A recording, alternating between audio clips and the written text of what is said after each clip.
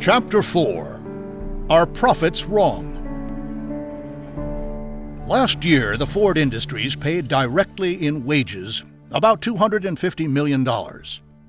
Purchases were probably responsible for the payment of about $500 million more in wages. Service stations and dealers paid about $250 million in wages. So the company last year generated about $1,000 million in wage money.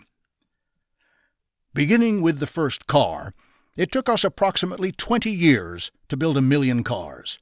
The millionth was turned out on December 10, 1915. On May 28, 1921, we turned out our 5 millionth car. On June 4, 1924, we turned out our 10 millionth car. Since then, our factories have reached a capacity in excess of 2 million cars a year. In 1922, we bought 3 times as much as we made ourselves. Now it is only twice as much. We have raised the minimum wage from $5 a day to $6 a day. But our cars are being sold at 40% less than they were in 1914, when our average wage was $2.40 a day. The cars have steadily decreased in price, while almost all other commodities have increased in price. The touring car may be bought at about 20 cents a pound, a highly refined piece of machinery built with the greatest care and of the best materials costs less per pound than beefsteak. The profits of the Ford Industries, other than a comparatively negligible amount, have gone back into the industries. The public built our industries through buying our product. The public subscribed, not through stocks or bonds, but by purchasing the commodities which we manufacture and offer for sale. We have always sold to the public at a price higher than the cost of manufacturing, although often we have reduced prices to a point where no profit was visible, and thus forced ourselves to find ways and means of reducing costs in order to earn a profit. But each year has seen a profit.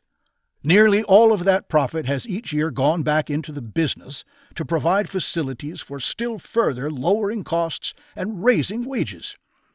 These profits put back into the business have not been invested in buildings, land, and machinery. We do not regard the public's money returned to the business as an investment on which interest should be charged. That money is the public's money, and the public, having confidence enough in our product to pay the money to us, is entitled to its own money. There are, however, profits and profits. Profits may be stupidly fixed and stupidly used. If so, they destroy their source and vanish. A business which charges too high a profit disappears about as quickly as one that operates at a loss. However useful the commodity one may make, if it is produced and sold at a loss, its production ceases. There is nothing in quality of goods or quality of service that can overcome the economic error of selling at a loss. Profit is essential to business vitality. In proportion as a business increases, the cost of production decreases. A slack shop is costlier to maintain than a busy shop. The duty of every manager of industry is to encourage business by making it easy for people to obtain what they need at a price they can afford. A new revival of confidence and energy in the nation should be met halfway by a decrease in prices, a decrease that is in line with the decrease in cost. To hold up prices is to tax the people more heavily than even a government could. Good management pays dividends in good wages, lower prices, and more business. It is very bad management that can see in a revival of national ambition only an opportunity to lay heavier burdens on the spirit of enterprise. This ought to be self-evident. No one who gets rich quickly stays rich. Going into business just to get rich is a waste of effort. We do have a type of business whose only objective is the swelling of someone's personal fortune. A business which exists to make one man or one family rich, and whose existence is of no moment when this is achieved, is not solidly founded. Indeed, cupidity, greed of money, will usually force such decreases in the quality of goods, such curtailments of service, and such arbitrary charges to the public that the business will fade long before it has contributed to anybody's fortune. One organization must have profit to pay the demand of those persons who have invested in the business but who have no hand in its operation. They are absentee dividend takers. What goes to them does not strengthen the business, but is taken out of the business, and may go to swell the sum of idleness outside. There is much justifiable idleness, of course. Looking over our country, we see millions of children in school. Their leisure and education are made possible by the fact that men are at work. Likewise with the aged and infirm. But there is unjustifiable idleness, and that, too, is supported by men at work.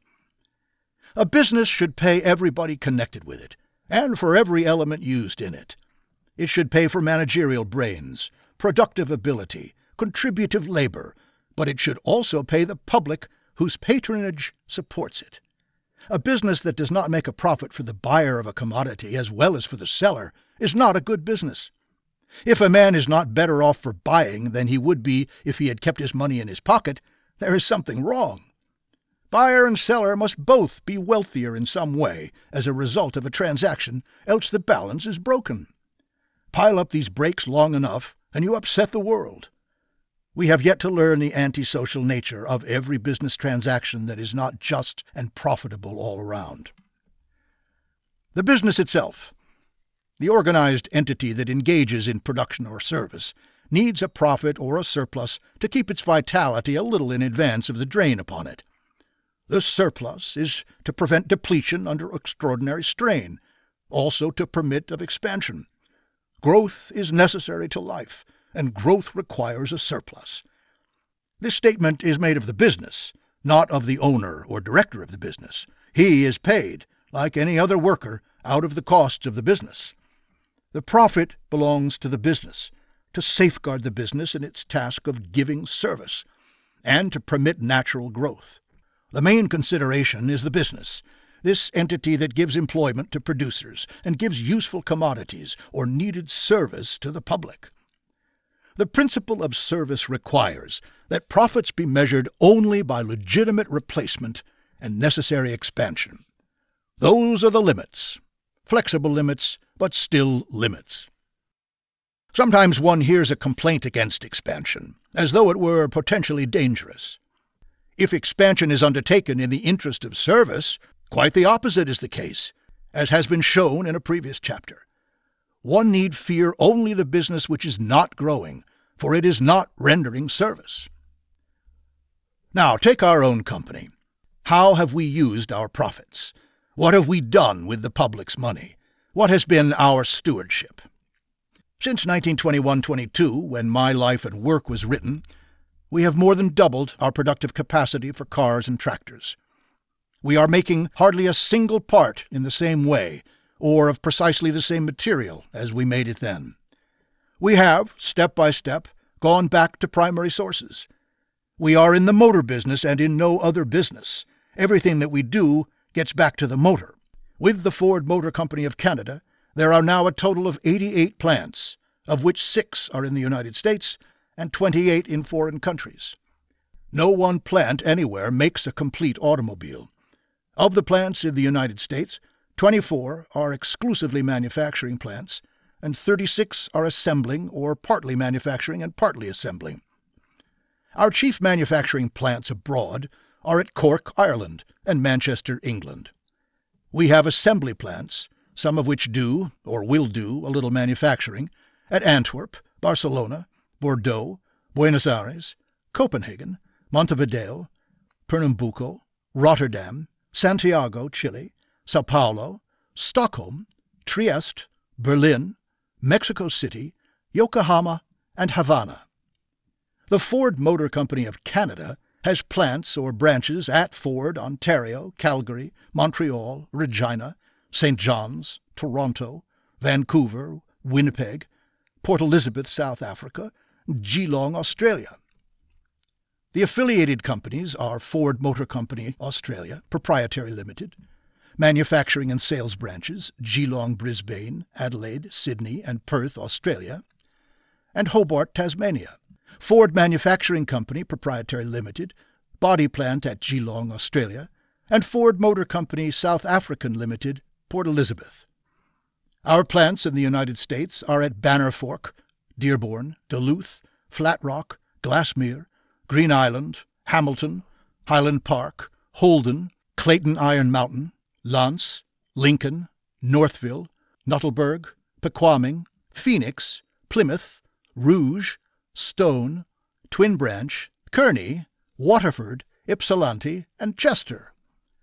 The branches are at Atlanta, Buffalo, Cambridge, Charlotte, Chicago, Cincinnati, Cleveland, Columbus, Dallas, Denver, Des Moines, Detroit, Fargo, Houston, Indianapolis, Jacksonville, Kansas City, Los Angeles, Louisville, Memphis, Milwaukee, Twin City, New Orleans, New York, Norfolk, Kearney, Oklahoma City, Omaha, Philadelphia, Pittsburgh, Portland, Oregon, St. Louis, Salt Lake City, San Francisco, Seattle, and Washington, D.C. We are in the following lines of business, every one of which grows out of the making of motors: airplanes, coal mining, coke manufacturer, byproducts manufacturer, lead mining, iron mining, foundry, steel manufacturer, tool making, machinery manufacturer, car, truck, and tractor manufacturer, glass manufacturer, artificial leather, copper wire, Fordite, textiles, batteries and generators, paper, cement, automobile bodies, Johansson gauges, electric power, filtered water, flour, motion pictures, hospital, farming, and stock raising, radio, printing, photography, forging, flax growing, steam turbine, electric locomotives, logging, sawmills, body parts, dry kilns, wood distillation, products of hydroelectric power,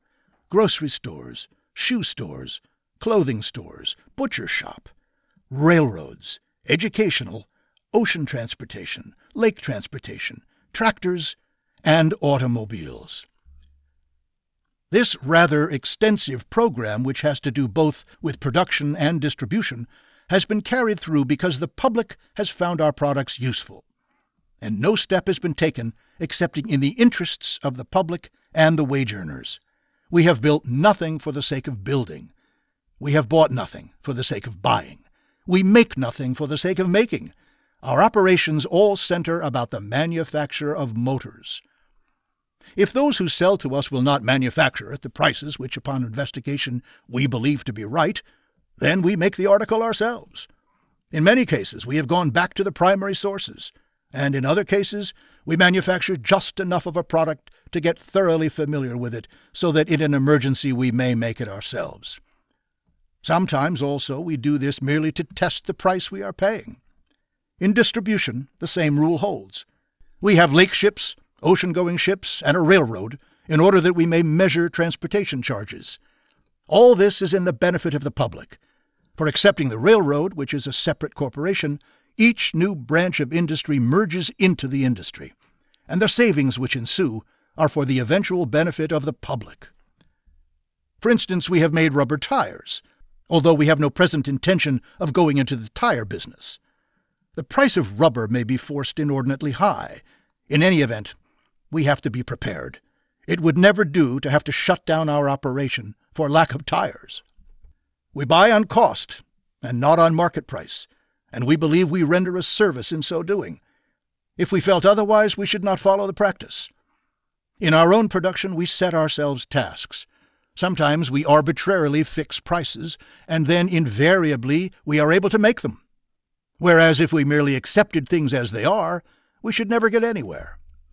We follow exactly the same practice with those from whom we buy, and invariably they prosper. Take a specific case. Before this policy was fully developed, a manufacturer was making a certain style of automobile body for us at a certain price each. He was not manufacturing in a large way, and his profits were insignificant. We calculated that those bodies ought to be made at exactly half the price, and that is the price we asked him to get down to.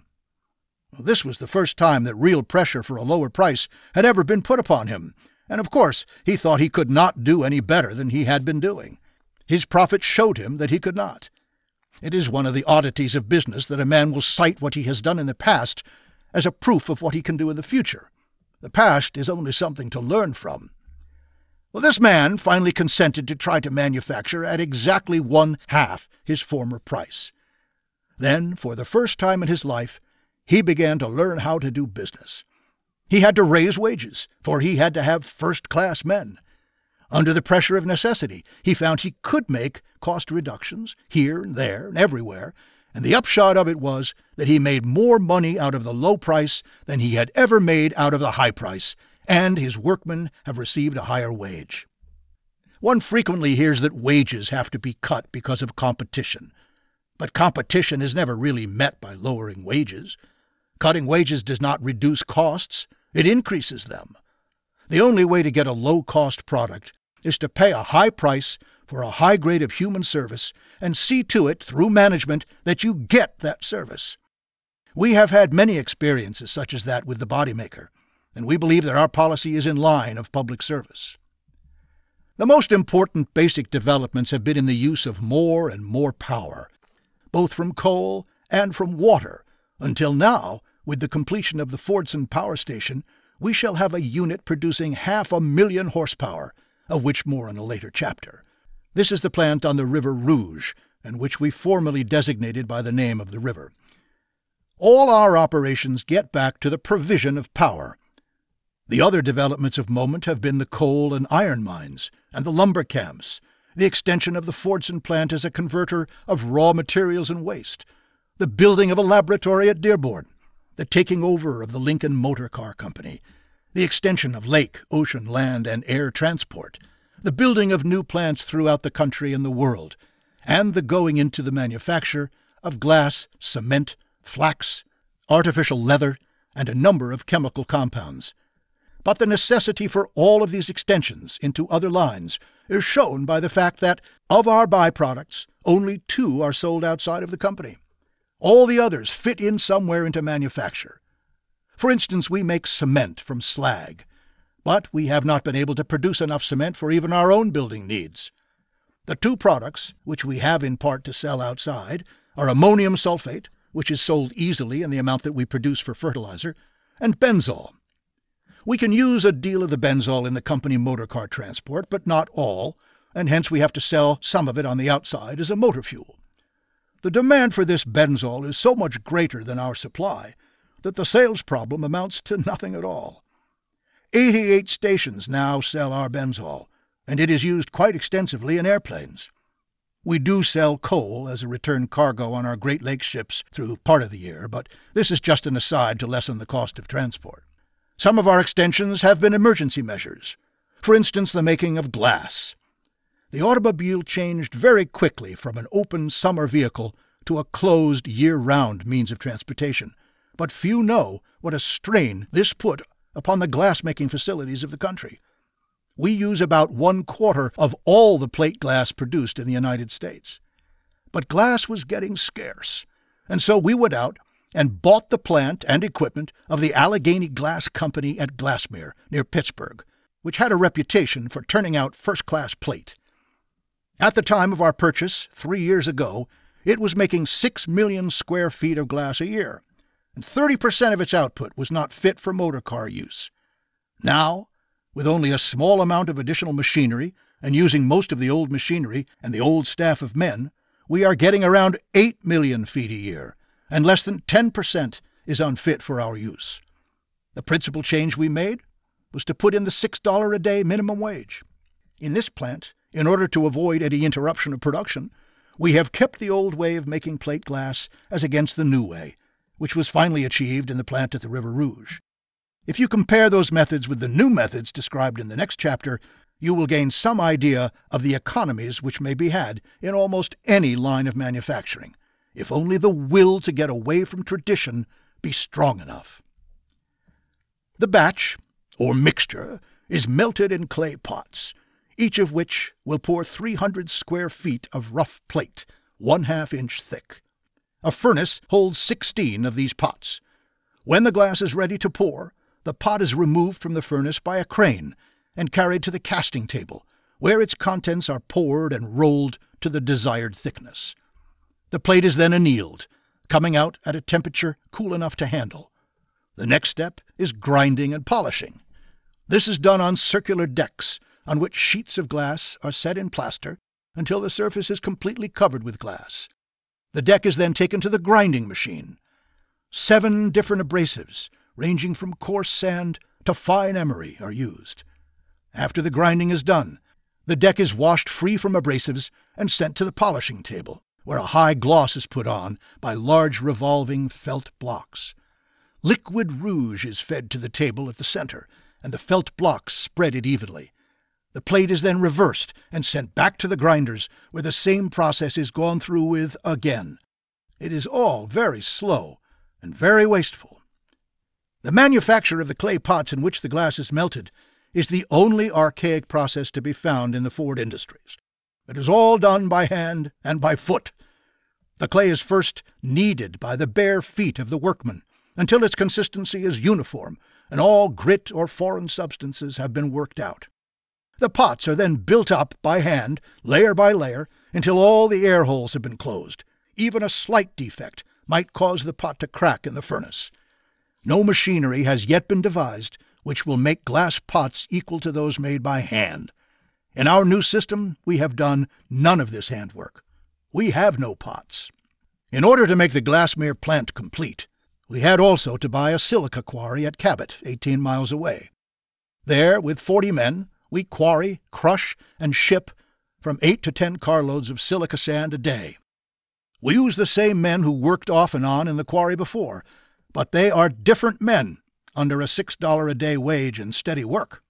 They are nearly all unskilled laborers, for we have arranged that nearly no skill need be used in any job. But they are not shiftless. They stay on the job, they work, they invest, and a number of them have moved out of the old shacks they used to live in and are building real homes. And the man effectiveness under the new methods is, we have been told, about double what it was under the old methods. Our costs of production are very low indeed, for nearly all the work is done by machinery. The holes are sunk by a battery of rock drills. Holes are charged with dynamite, which blasts off large quantities of sand rock. The rock is scooped up, put into small steel cars by steam shovels, and hauled by tractors fitted with steel wheels to the crushing plant. There the stone is crushed, sifted, and washed the requisite number of times to get the purity required for glass-making, and finally flows through pipes by gravity into the cars which take it to the Glassmere plant. And one more thing. This quarry is clean, and the crushing plant is clean. That is another of our absolute rules. Every operation must be cleanly performed. And if some of the machines tend to create dust, as crushers do, then they must be made tight, an apparatus provided for taking away dust. It is not right to expose men to dust, nor is it right to put a layer of dust over the surrounding country and spoil its trees and plants. In order to have an independent supply of iron ore, and to save transportation, we bought the Imperial Mine at Michigami, 80 miles north of Iron Mountain, which is the center of our lumbering interests.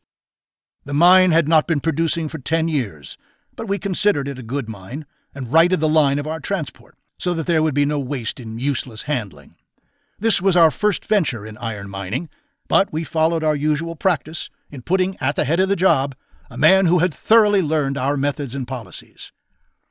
The first job was to clean up. That is always the first thing to do, in order to find out what you are about. The place, having been abandoned for so long, was dirty and overgrown. There is a tradition that all kinds of mining have to be dirty. We cannot afford to have dirt around. It is too expensive. Then we began to work into mining, learning as we went. The primary conditions were that the miner should have good wages, work and live under safe and comfortable conditions, and that we should have an ample supply of low-cost ore. This we have achieved. This camp looks like a suburban colony. Everything is painted, and kept painted, a light color, so that the least bit of dirt will show. We do not paint to cover up dirt.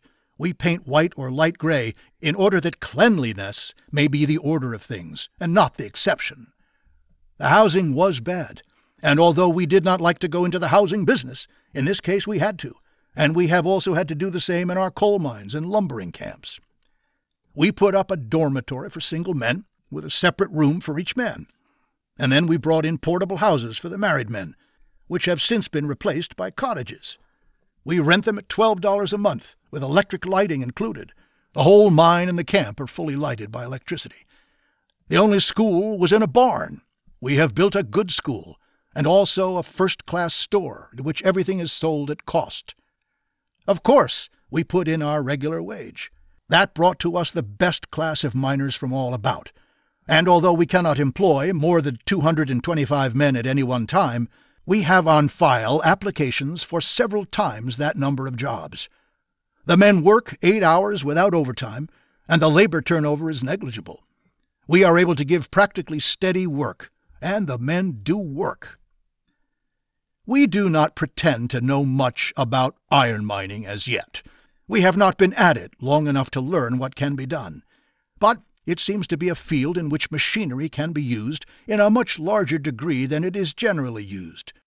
We have gone slowly, for one thing, because we wanted to make the mining as nearly safe for the miners as is possible. Mining, working underground, is nasty work at the best, and the first effort has been to make everything safe. And it is safe. Our list of accidents has been very small indeed. Every part of the mine and the camp is kept in absolute order. The mining is on 3 levels about 200 feet apart. The blasting of the ore is done at the end of each of the 2 8-hour shifts to avoid danger to workers. The ore is then transferred by an electrified railway system. Ore at the different levels is dumped from the cars by compressed air into chutes, which leads to a central pit at the bottom of the mine where Larry cars, drawn by cables, pull it up the incline to the surface. A skip hoist equipment takes care of ore mined at a deeper level. The chief mine inspector tests walls and ceilings of all passages at frequent intervals. A wide-awake safety committee was organized, and the cooperation of the entire camp has been secured in working constantly for safe conditions. In handling explosives, rigid precautions are observed. The safety lamps worn on miners' caps must be removed 25 feet from the explosives room, which is electrically lighted. In the mine passages, an extensive pumping system clears the low points of seepage, while a steam heating system aids in drying and warming passages. The miners wear specially protected clothes and rubber boots. After work, each man takes a bath in the company shower rooms and makes a complete change of clothing.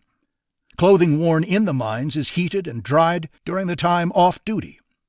Mining operations are carried on the year round, the ore being transferred by rail to Marquette for shipment to the Fordson plant on the company's lake freighters.